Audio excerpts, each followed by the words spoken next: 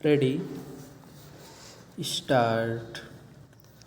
अदालती फैसलों और निर्देशों को नज़रअंदाज करना जैसे सत्तासीन लोगों की आदत हो गई है।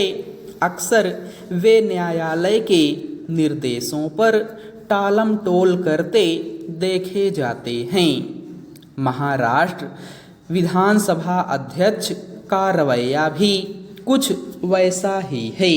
इस पर नाराजगी जताते हुए सर्वोच्च न्यायालय को कहना पड़ा कि विधानसभा अध्यक्ष इस तरह न्यायालय के निर्देशों को नज़रअंदाज और निष्प्रभावी करने की कोशिश नहीं कर सकते।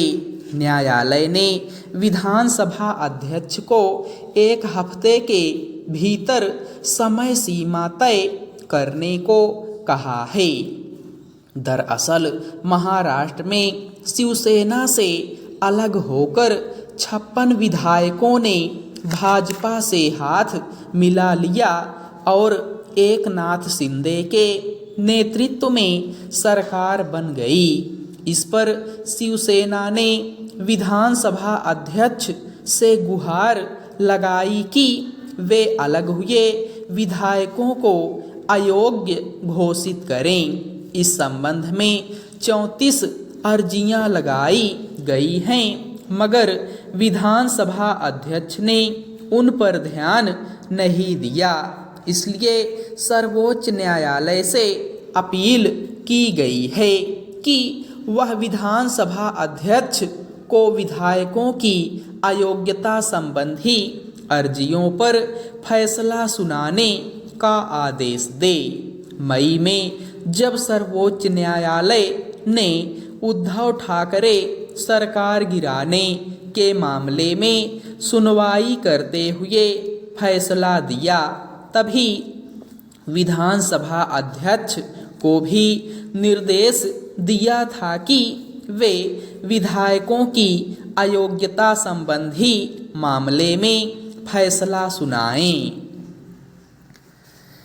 उस निर्देश के बाद करीब 5 महीने बीत गए, मगर विधानसभा अध्यक्ष यही कहते रहे हैं कि समय आने पर वे इस मामले में फैसला सुनाएंगे। अब सर्वोच्च न्यायालय ने कहा है कि विधानसभा अध्यक्ष ऐसा कहकर नहीं टाल सकते। यह फैसला अगले विधानसभा चुनाव से पहले हो जाना चाहिए, नहीं तो फिर उसका कोई संवैधानिक महत्व नहीं रह जाएगा।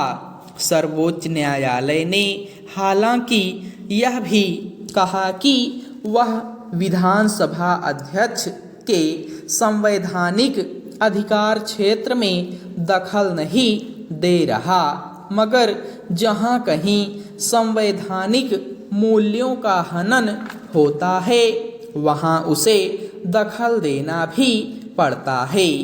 यह सर्वोच्च न्यायालय की कठोर टिप्पणी है।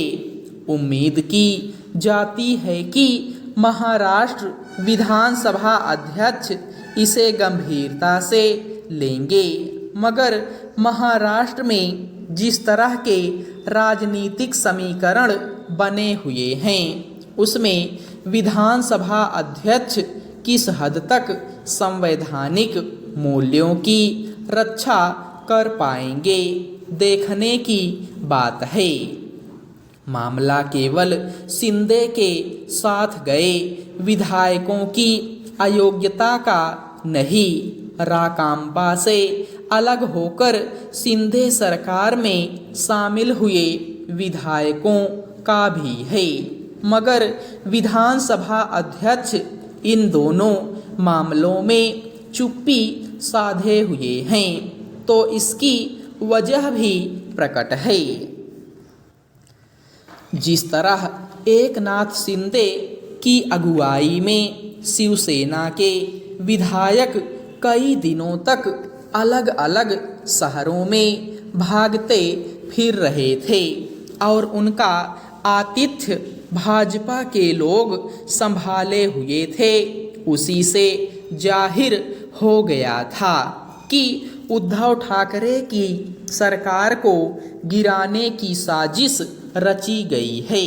फिर जिस नाटकीय ढंग से एकनाथ शिंदे को मुख्यमंत्री बनाया गया, उसके बाद अनेक संवैधानिक सवाल उठने शुरू हो गए थे।